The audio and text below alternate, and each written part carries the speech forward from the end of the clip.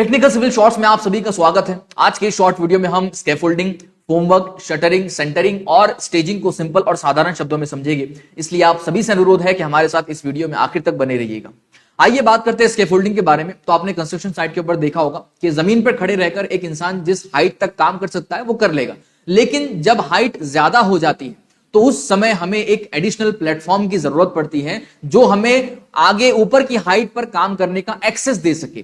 ये जो हम प्लेटफॉर्म बनाते हैं, यहां पर आप साइड में पिक्चर में देख सकते हैं, ये जो हम एक टेम्पररी प्लेटफॉर्म वहां पर बनाते हैं उस प्लेटफॉर्म को हम स्कैफोल्डिंग कहते हैं। ये प्लेटफॉर्म टिम्बर या मेटल्स का इस्तेमाल करके बन सकता है। इसके अंदर अलग अलग मटेरियल यूज कर सकते हैं, चाहे वो टिम्बर हो या मेटल हो। ठीक है, आप ऑन साइट जाकर अगर आपके आसपास कोई कंस्ट्रक्शन साइट होगी वहां पर भी जाके देख सकते हो। ये जो टेम्पररी प्लेटफॉर्म बनाया है ये मूवेबल होता है, यानी अगर मान लो किसी पर्टिकुलर साइट का हमारा काम कंप्लीट होता है तो वहां से उसको हम हटा के दूसरी जगह शिफ्ट करके दूसरी जगह उसको लगा के हम वहां पर का काम आगे बढ़ा सकते हैं। तो इसका मेन मतलब और मकसद ये होता है कि अगर हायर हाइट्स पे हमें कंस्ट्रक्शन काम करना, चाहे वो मैसनरी वर्क हो, आरसीसी वर्क हो, प्लास्टरिंग वगैरह जो भी काम हो हमारा कंस्ट्रक्शन साइट का, वो सारा काम हम इस प्लेटफॉर्म के ऊपर खड़े रहकर ऊपर कर सकते हैं। तो इसे हम कहते हैं स्कैफोल्डिंग। अब बात करते हैं फोमवर्क के बारे में।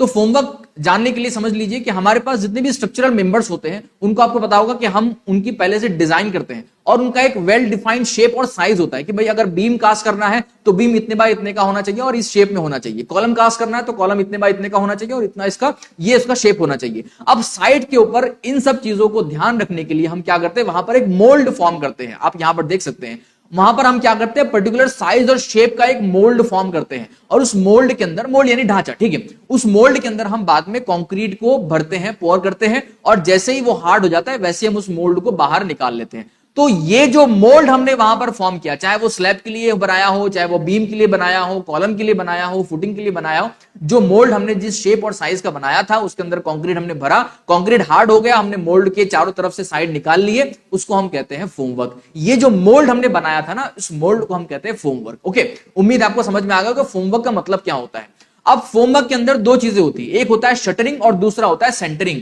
यानी शटरिंग का मतलब ये होता है कि जो वर्टिकल फेसेस पर हम सपोर्ट करते हैं, वर्टिकल मेंबर्स के लिए हम जो मोल्ड लगाते हैं, यानी वर्टिकल मेंबर के लिए जो हम जो सपोर्ट लगाते हैं या शीट लगाते हैं, ये जो सेंटरिंग और शटरिंग होता है ये शीट की मदद से कराया जाता है। ठीक है, यानी फोमवर्क जब हम करते हैं तो फोमवर्क के अंदर शीट्स यूज होती है। ये टिम्बर की शीट्स भी हो सकती है या फिर ये मेटल की शीट भी हो सकती है। ठीक है, तो अभी वो शीट्स हम यूज करते हैं। तो वर्टिकल मेंबर के लिए हम जो फोमवर्क करते हैं उसको हम शटरिंग कहते हैं। ध्यान से सुनिएगा, बहुत लोग इसके अंदर कंफ्यूज रहते हैं कि वर्टिकल मेंबर्स के लिए, वर्टिकल फेसेस के लिए जो हम फोमवर्क करते हैं उसको हम शटरिंग कहते हैं और हॉरिजॉन्टल मेंबर्स के लिए, हॉरिजॉन्टल फेसेस पर जो हम फोमवर्क करते हैं उसको हम सेंटरिंग कहते हैं। तो उम्मीद है आपको सेंटरिंग, शटरिंग और फोमवर्क का मतलब और मकसद समझ में आ गया होगा और सेंटरिंग और शटरिंग का आपको डिफरेंस समझ में आ गया होगा। अब बात करते हैं स्टेजिंग के बारे में। तो आपको पता होगा कि जब भी हम सेंटरिंग या शटरिंग करते हैं तो सेंटरिंग और शटरिंग करने के लिए, मान लीजिए मेरा ये स्लैब यहां पर मैं कास्ट करूंगा तो स्लैब के लिए मैंने यहां पर एक ये सेंटरिंग की शीट लगाई है। ठीक है,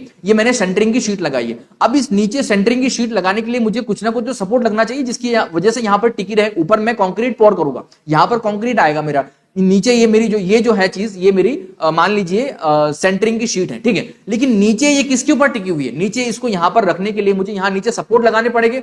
तो नीचे जो मैं ये सपोर्ट लगाऊंगा इसको मैं कहूंगा स्टेजिंग। इसको हम कहते हैं स्टेजिंग, यानी फोमवर्क को सपोर्ट करने के लिए जो एडिशनल सपोर्ट हम लगाते हैं, फोमवर्क को अपनी पोजीशन पर बनाए रखने के लिए जो हम सपोर्ट लगाते हैं उसको हम स्टेजिंग कहते हैं। ये भी अलग अलग मटेरियल के हो सकते हैं, वुडन या मेटल वगैरह के। ठीक है, आप यहां पर पिक्चर में देख सकते हैं।